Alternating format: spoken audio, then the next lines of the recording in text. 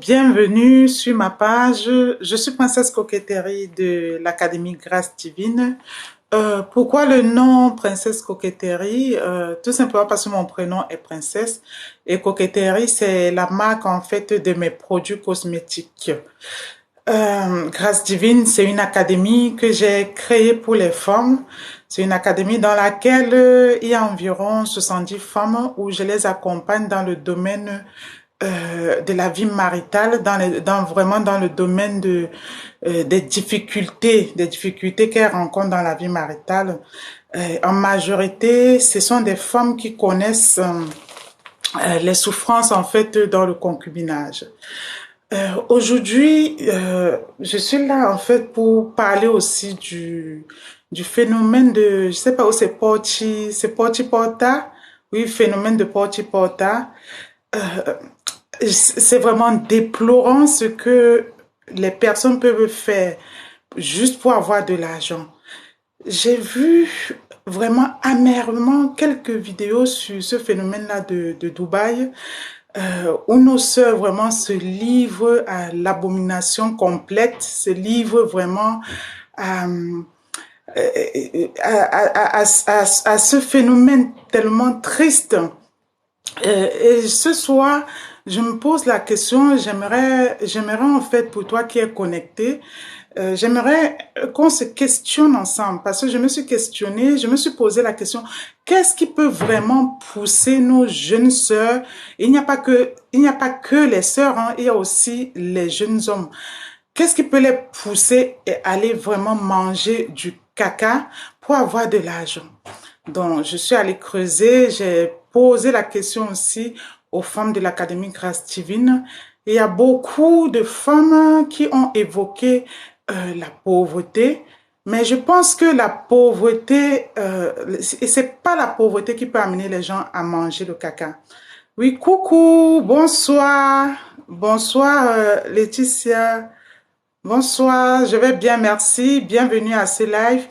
Mais dans le commentaire, en fait, ce que tu penses de ce sujet-là, le phénomène de Porti Porta. Donc, ça avait beaucoup de tristesse que moi, en tout cas, j'ai été confrontée à ces vidéos-là, que j'ai vu ces vidéos-là circuler. Et comme je disais en amont, beaucoup de personnes ont évoqué la pauvreté. Je pense que ce n'est pas la pauvreté qui peut amener les femmes à faire ça. Parce que moi, je me souviens, par exemple, d'une époque, je n'ai jamais eu honte, par exemple, d'entreprendre. J'ai vendu les beignets avec mon premier mentor qui est ma mamie. Moi, je viens d'une famille modeste, mais on nous a inculpé déjà à très bas âge. Elle m'a inculpé qu'une femme doit pouvoir se débrouiller en gardant son intégrité, en gardant sa dignité. Donc, ma mamie, elle s'est retrouvée veuve à l'époque avec 4 enfants. Elle aurait pu aussi se livrer aux abominations, à la prostitution, non. Mais ce qu'elle avait fait pour pallier en fait aux difficultés, pour pouvoir inscrire les enfants à l'école, même pour pouvoir nous nourrir, ce qu'elle avait fait, c'est se tourner, elle s'était tournée vers la vente des beignets.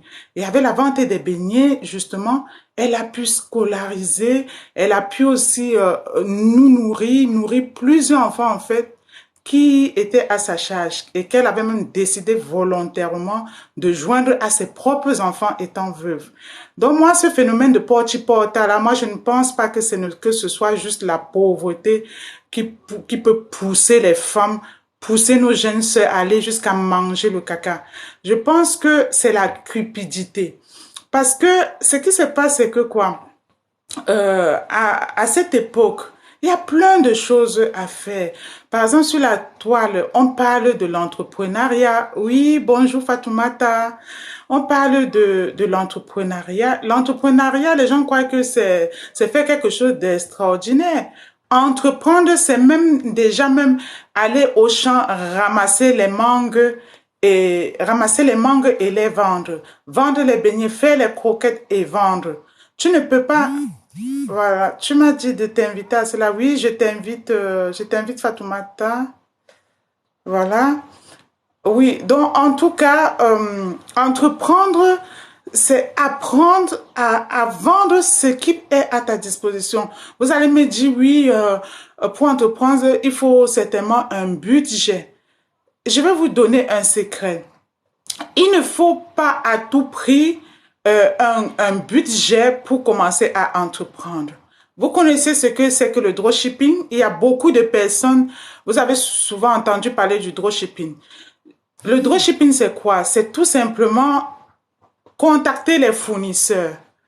Contacter les fournisseurs, prendre les photos des articles que eux ils vendent, mettre ces photos-là, par exemple, sur Marketplace, mettre ça sur ton statut WhatsApp, mettre sur ton statut Facebook, sur Instagram, mais en ajoutant ta marge de bénéfice. Vous voyez que une femme peut entreprendre elle peut commencer l'entrepreneuriat sans avoir besoin du budget. Vous pouvez, il y a des sites par exemple comme AliExpress, Alibaba. Ce que j'ai dit là, moi-même, j'ai eu à le faire.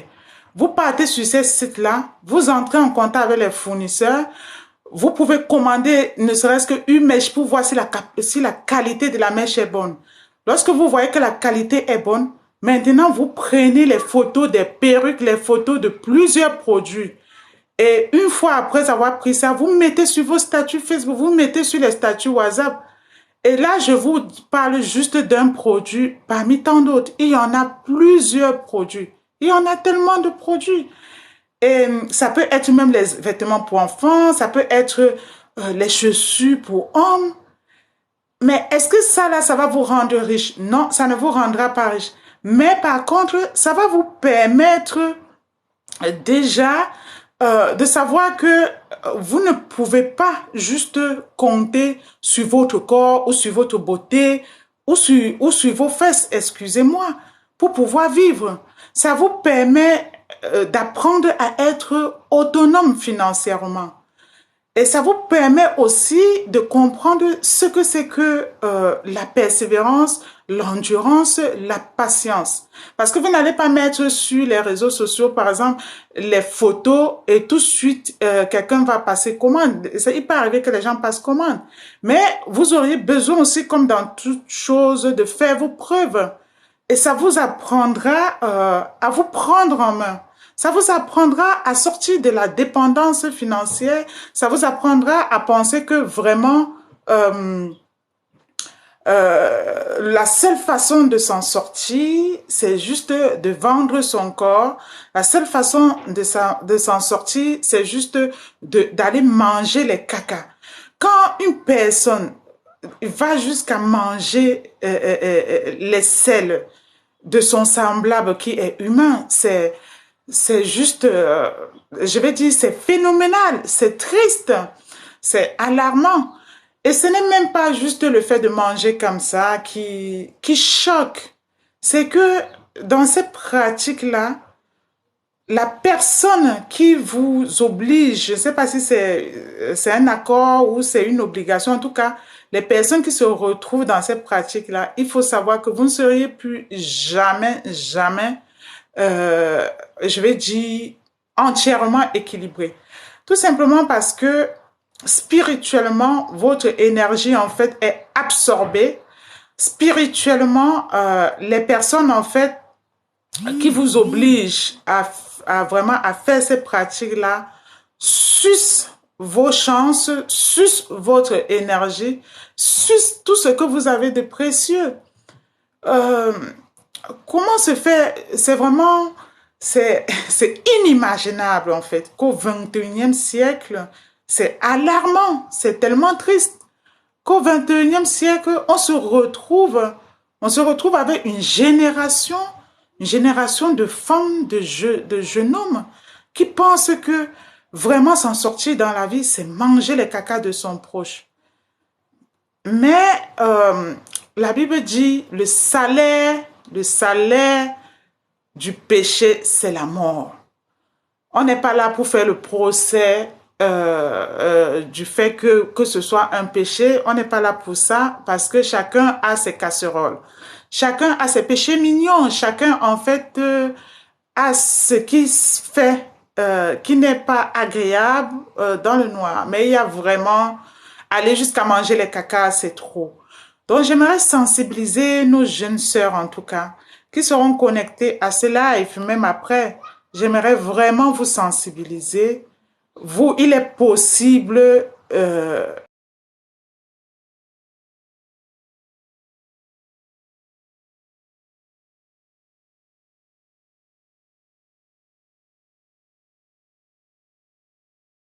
dans l'intégrité. Il est possible de gagner votre vie dans l'intégrité. Il est possible de gagner votre vie dans la transparence, dans l'honnêteté. Donc, je vais pas revenir sur tout ce que j'ai dit depuis le début du live. J'ai expliqué par exemple le dropshipping qui peut permettre aux jeunes sœurs, aux jeunes hommes de pouvoir se lancer dans l'entrepreneuriat et de pouvoir petit à petit s'en sortir, quitter la dépendance financière parce que c'est la dépendance financière qui amène les femmes et les jeunes hommes de notre époque et les jeunes femmes à faire ce qu'on entend là. Et il n'y a pas que ça. Il y a aussi la cupidité. La cupidité. La cupidité, c'est de vouloir, trop vouloir. La cupidité, c'est cet effet-là de voir ce qui se passe chez les autres et dire, c'est ça que moi aussi je veux. Mais j'ai envie de vous dire quelque chose. Vous allez voir les gens, par exemple, virtuellement, euh, et vouloir vous fier à leur vie virtuelle. Vous ne savez pas le prix que ces personnes-là payent dans le background. Vous ne savez pas ce que ces personnes-là payent dans le lieu secret, en cachette, pour avoir le standard de vie qu'ils ont. Donc, vous ne pouvez pas en fait bâtir votre vie sur les apparences. Vous ne pouvez pas bâtir votre vie en regardant parce que vous avez vu une youtubeuse, une influenceuse et décider de faire comme elle. La preuve en est, voilà, on assiste vraiment à de la tristesse à cette époque de notre vie, à cette saison de la vie. C'est vraiment triste que des jeunes hommes qui ont leurs mains, qui ont leurs pieds, vont jusqu'à se laisser déféquer dessus pour pouvoir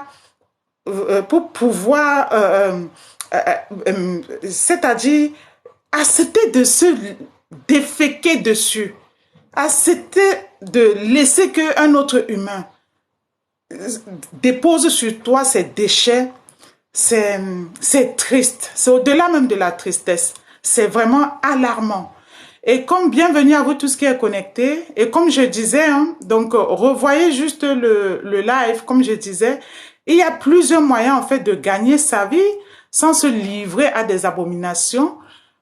J'ai parlé entre autres du dropshipping que vous pouvez commencer, vous n'avez même pas besoin de budget pour commencer le dropshipping et gagner votre vie. Et en dehors et le dropshipping, c'est dans tous les domaines. Ça peut même être, vous voyez par exemple les lunettes là que je porte. Quelqu'un d'autre va voir et aller se mettre dans des situations difficiles pour avoir une paire de lunettes comme ça. Alors que non, c'est des lunettes, par exemple, que j'ai vues sur les sites des fournisseurs. J'ai vu que c'était intéressant et que j'ai acheté vraiment à des prix très basiques et que je peux les revendre par série. C'est ça en fait. Donc j'aimerais dire à tous les jeunes qui se connectent à ces vidéos, apprenez à vivre dans le contentement. Il n'est pas mal en fait de vivre dans le contentement. Vivre dans le contentement, c'est juste accepter d'être qui on est, accepter de vivre avec les moyens de sa saison, accepter aussi de vivre avec les moyens de sa politique. Et si tu ne peux pas accepter de vivre avec les moyens de ta saison ni les moyens de ta politique, ce n'est pas grave. Retrousse les manches. Par exemple, là, moi, je suis en Occident, je suis en France. Moi, je me souviens mes premières années en France. Je n'ai pas été dérangée, par exemple, d'aller faire le ménage chez les gens. J'ai pas été dérangée d'aller faire auxilier de vie chez les gens. Et puis, j'étais payée à moins de 9 euros, 8 euros par la l'heure. Mais c'était un choix parce que je ne voulais pas la facilité. Je suis arrivée en France à une époque, j'avais déjà mes diplômes, mais il fallait déjà demander l'équivalence des diplômes. Vous tous, vous connaissez la réalité de la vie en Occident. En attendant l'équivalence des diplômes, en attendant les papiers, en attendant tout ça, il fallait bien que je gagne ma vie. Et comme moi, je suis née dans une famille chrétienne. Il fallait que je gagne ma vie dans l'intégrité, dans l'honnêteté, que je puisse après me regarder dans la glace. Du coup, moi, je n'ai pas eu honte à laisser, à mettre de côté mes études que j'avais par exemple fait déjà en comptabilité. Moi, je n'avais pas eu honte de laisser cette période de ma vie et aller faire le métier d'auxiliaire de vie en attendant l'équivalent de mes diplômes, en attendant même d'aller me reformer. J'avais compris que c'était une saison de ma vie en arrivant à l'Occident, que ça ne devait pas être facile, mais que je ne devrais pas non plus me livrer à la vie facile. C'est pourquoi j'avais choisi d'aller dans ces métiers-là où je pouvais trouver facilement du travail qui est l'aide à la personne en attendant l'équivalence, que l'État français me donne l'équivalence en fait de la qualification dans le domaine RH et comptabilité où je suis qualifiée. J'ai pas eu honte à le faire ça. Et c'était juste une saison de la vie. Donc par là, on va aussi dire que non seulement notre jeune génération, on ne veut pas vivre dans le contentement, et de deux, on est cupide, et de trois, on est impatient. De trois, on est très impatient. Il y a parfois des saisons de la vie. La vie est faite de plusieurs saisons. Il y a les saisons où on n'a pas une certaine stabilité même financière, même pas la stabilité même professionnelle. Mais qu'est-ce qu'on doit faire pendant cette saison-là? Est-ce qu'on doit se dire, oui, comme on n'a pas vraiment cette stabilité-là, il faut courir tout de suite, aller vers les hommes, il faut courir tout de suite, livrer son corps à n'importe qui? Mais non, je dis mais non. Pendant cette saison-là, il faut profiter pour se former, il faut profiter aussi pour tisser aussi des relations, il faut profiter pour faire des recherches et puis mettre en place des choses, par exemple, comme le dropshipping que je vous parle. Et ce qui nous tue aujourd'hui, nous, les jeunes gens de notre génération, c'est aussi parce que nous aimons bien le matu vu. Ce qui intéresse les jeunes de notre génération, c'est qu'est-ce que les gens pensent de moi? Ce n'est pas ce qu'on est, ce qu'on doit être. On est inquiet plus de ce que les autres pensent de nous. Et c'est ça qui pousse donc les jeunes à faire ce qu'il ne faut pas. Il y a aussi une autre chose. Une autre chose est que la paresse. Lorsque vous vous levez, il faut savoir que vous ne pouvez pas bâtir votre vie sur la paresse. Vous ne pouvez non plus bâtir votre vie en attendant que les autres fassent pour vous. Si vous êtes ce genre de personne-là, qui attendez toujours que c'est les autres qui doivent faire sur vous, c'est votre tonton qui doit faire pour vous, c'est votre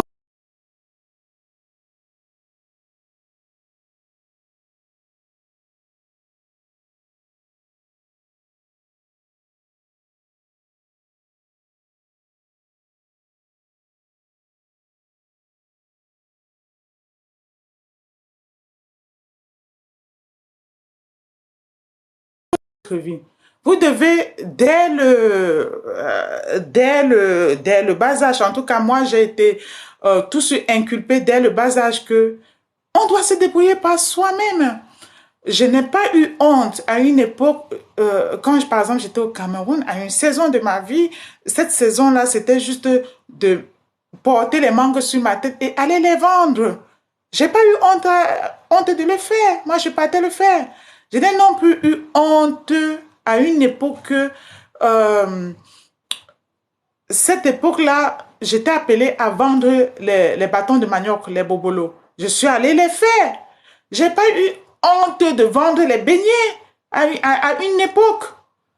J'étais dans une maison où mon premier mentor, qui est ma mamie, elle vendait les beignets pour nous nourrir. Donc, les heures où je n'étais pas à l'école, je vendais les beignets, je faisais du bénétariat avec elle.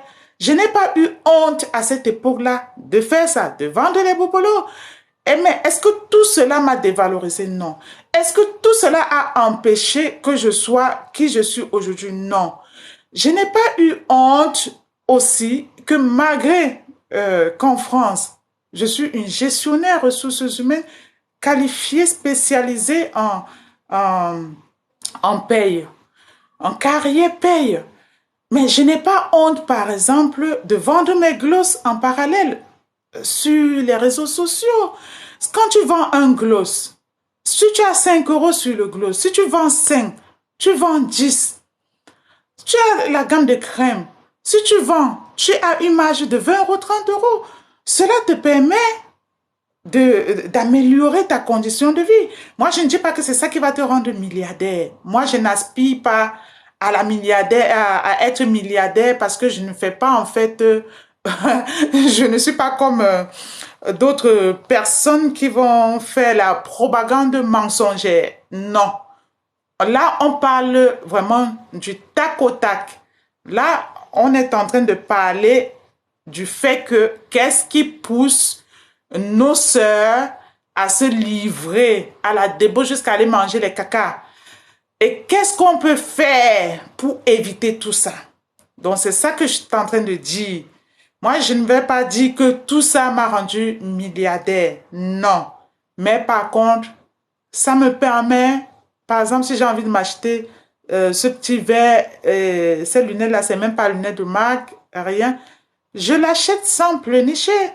Si j'ai envie de m'acheter mes boucles d'oreilles, je les achète sans avoir besoin d'aller plutôt attendre ou d'aller plutôt me laisser toucher par n'importe qui pour pouvoir subvenir à mes besoins.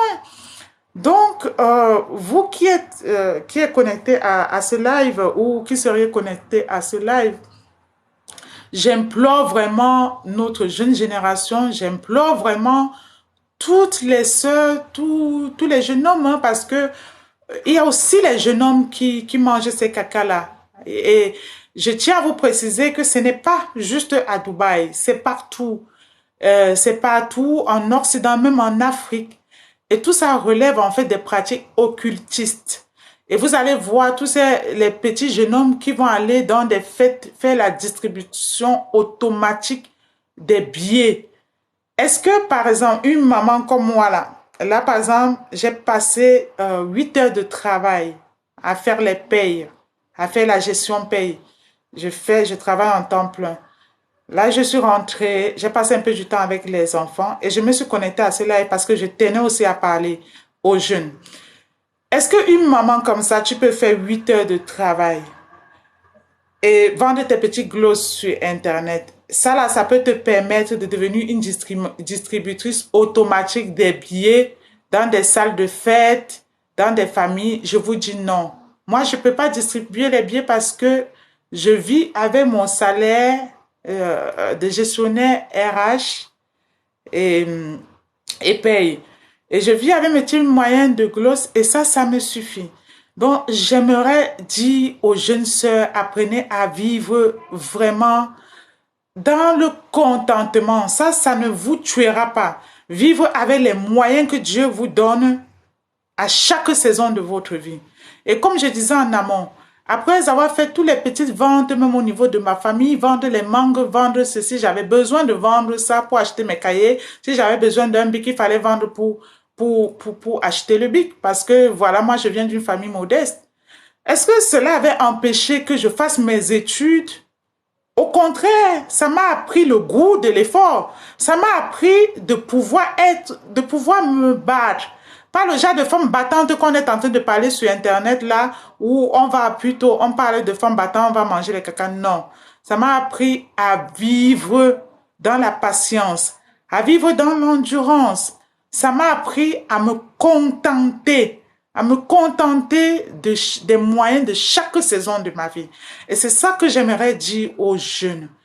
Apprenez à être patient. Apprenez à travailler aussi. Que le seul travail qui puisse vous bénir soit le travail de vos mains. Quand je parle de travail de vos mains, c'est une façon de dire que ce soit des revenus qui proviennent de ce que vous-même vous avez fait par le prix des efforts. Et cela sera une bénédiction pour vous, pour vos enfants et pour vos familles. J'aimerais aussi dire autre chose. En dehors de la cupidité, tout ce que j'ai pu citer pour nos jeunes et que j'ai appelé vraiment les jeunes à quitter la paresse, j'aimerais aussi m'adresser. Il y a beaucoup à Il y a beaucoup de nos familles. Par exemple, j'ai eu le témoignage de plusieurs personnes ici en Occident où il y a beaucoup des familles africaines qui mettent la pression sur leurs enfants qui sont à l'étranger. Moi, en tout cas, moi, j'ai pas eu ça dans ma propre famille, mais j'ai eu quand même à l'entourage, par exemple, amical et tout ça. Mais j'ai vite stoppé parce que je ne pouvais pas, moi, vouloir prouver aux gens que vivre en Occident, c'est qu'on est arrivé et vivre à l'étranger, c'est qu'on a beaucoup de moyens. J'ai envie de vous dire que même les Blancs chez qui nous vivons là, eux-mêmes, il y a des Blancs qui vivent dans la rue, il y a des Blancs bien fauchés qui sont bien dans la misère parce que c'est les mêmes salaires que nous tous nous touchons en entreprise. J'aimerais donc sensibiliser les familles africaines. Arrêtez de mettre la pression sur vos jeunes hommes, sur vos jeunes filles. Vous, vous levez, vous voyez votre fille de 14 ans, 15 ans, qui n'a pas de l'argent, elle n'a même pas de quoi acheter ses garnitures. Du jour au lendemain, elle vous demande de l'argent, vous dites que vous n'avez pas. Du jour au lendemain, elle commence à revenir à la maison avec l'argent. Elle commence même à participer à la ration familiale. Vous prenez, vous êtes content. Elle vous offre les téléphones. Vous prenez, vous êtes content en tant que parent. Quand vous prenez tout ça, vous croyez que ça sort d'où? Sincèrement, quand vous prenez tout ça, vous croyez que ça sort d'où? Première question. C'est la prostitution qui commence comme ça dans les familles et après ça se répand à haute échelle. Maintenant, deuxième chose, je reviens sur les enfants qui vivent en Occident et les parents qui sont restés au pays. Ne mettez plus la pression sur vos enfants. Parce qu'à cause de cette pression-là, beaucoup de jeunes filles et de jeunes hommes sont allés à l'étranger et se livrer justement à des pratiques abominables, juste dans le but de vous satisfaire. Par exemple, quand votre fils ou votre fille, elle vous envoie un téléphone qui coûte 1 million, vous lui avez déjà posé la question de savoir qu'est-ce qu'elle fait à l'étranger, quelles sont ses ressources. Si vous lui avez posé cette question-là, comment quelqu'un ou une femme ou un homme qui a un salaire, par exemple, de 1500 euros peut offrir des téléphones à 2000 euros? Pas à une personne, pas à deux, pas à trois personnes. Et j'en passe. Et ça, c'est sans compter des immeubles. Est-ce que cela veut dire que toutes les personnes qui ont bâti les immeubles au pays, tous ceux qui viennent de l'Occident et qui ont bâti les immeubles au pays, sont des personnes qui se livrent à ces abominations? Je dirais non. Mais par contre, si vous avez dans votre entourage, vous avez un enfant qui vous offre des cadeaux qui sont au-delà de son salaire, vous ne voyez pas qu'est-ce que la personne fait concrètement. Posez-vous des bonnes questions. Posez la bonne question aux enfants. Que la cupidité aussi des familles africaines, la cupidité aussi des parents n'égare pas toute une génération. Ça a déjà égaré bon nombre.